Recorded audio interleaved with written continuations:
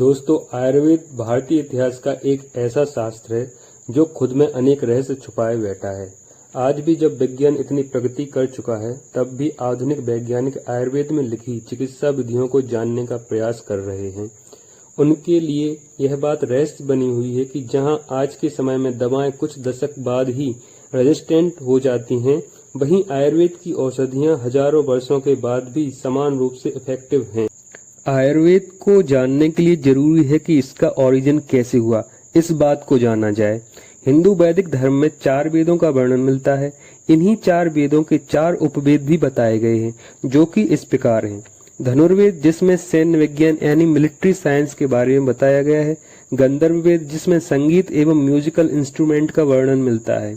शिल्प वेद, जिसमें 64 कलाएं, डिजाइन, आर्किटेक्ट, वास्तुकला आदि का वर्णन मिलता है।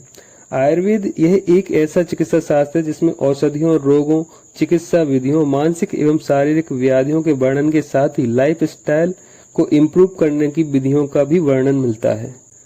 आयुर्वेद का ज्ञान सृष्टि की उत्पत्ति के पहले का माना जाता है। इस समय ब्रह्मदेव ने ब्रह्म संहिता तैयार की। यह संहिता ब्रह्मा ने स्मरण कर लिखी, ऐसा आयुर्वेद ग्रंथों में आता है। यहाँ ध्यान देने वाली बात यह है कि हम किसी चीज को स्मरण तभी कर सकते हैं जब हमने उसे पहले देखा या सुना हो। बगैर देखे या सुने किसी भी चीज को स्मरण नहीं किया जा सकता। इसलिए मॉडर्न विज्ञान स्मरण को रिसर्च का पर्याय मानता है।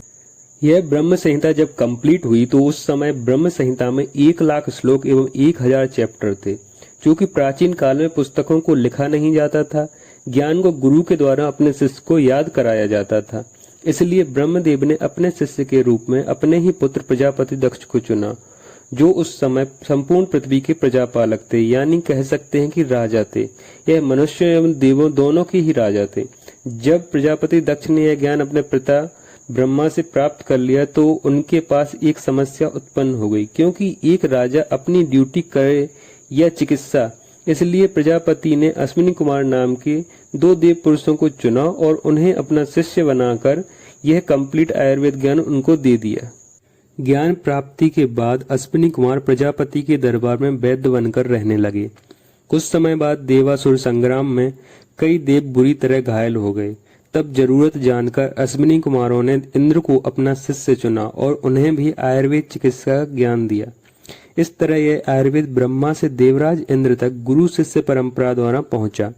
जो लोग ब्रह्मा को काल्पनिक मानते हैं, उन्हें बता दूं कि वैदिक शास्त्र के अनुसार सूर्य से 29 करोड़ 14 लाख योजन ऊपर अकृत लोक, जिसे हम 5th डायमेंशन या 5वां आयाम कहते हैं, वहां ब्रह्मा निवास करते हैं, जहां का समय हमारे समय से बिल्कुल अलग है। अब आगे बात करते हैं कि हम इंसानों तक यह ज्ञान कैसे पहुंचा।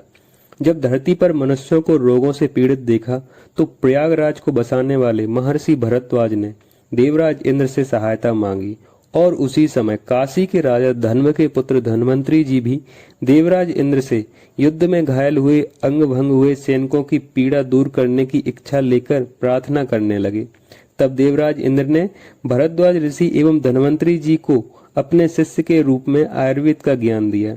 चूंकि ब्रह्म संहिता 1 लाख श्लोक की थी, जिसे सामान्य मनुष्य याद नहीं कर सकता था, इसलिए प्रथम धन्वंतरी जी को शल्य तंत्र यानी सर्जरी का ज्ञान दिया गया। इसके पश्चात महर्षि भरद्वाज को काय चिकित्सा यानी मेडिसिन का ज्ञान दिया गया। इस प्रकार यह दोनों को पृथ्वी पर आयुर्वेद के विस्तार का कार्य सौंपा गया। वापस आकर धन्वंतरी जी ने अपने सर्जरी संबंधित ज्ञान को सुश्रुत आदि अपने 7 शिष्यों में बांटा एवं जब महर्षि भरद्वाज ज्ञान प्राप्त कर लौटे तब उन्होंने मेडिसिन से संबंधित अपने ज्ञान को आत्रेय पुनर्वसु को दिया एवं आत्रेय पुनर्वसु ने यह ज्ञान अपने अग्निवेश आदि 6 शिष्यों को दिया।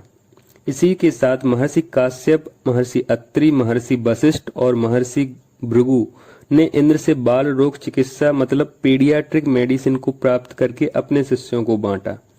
आयुर्वेद को एक छोटे से वीडियो के द्वारा समझना संभव नहीं है, इसलिए मैंने यह आयुर्वेद परिचय नाम की सीरीज स्टार्ट की है। इस सीरीज में हम आयुर्वेद की संहिताओं के विषय में ब्रीफ नॉलेज लेंगे, साथ ही आयुर्वेद की उत्पत्ति और इसमें छुपे हुए जानकारी को समझने का प्रयास करेंगे। इसी सीरीज में हम कोशिश करेंगे कि आयुर्वेद से संबंधित अफवाहों को हम दूर कर सकें। तो इस सीरीज को आप पूरा देखिएगा। आज के लिए बस इतना ही, मिलते हैं नेक्स्ट वीडियो में।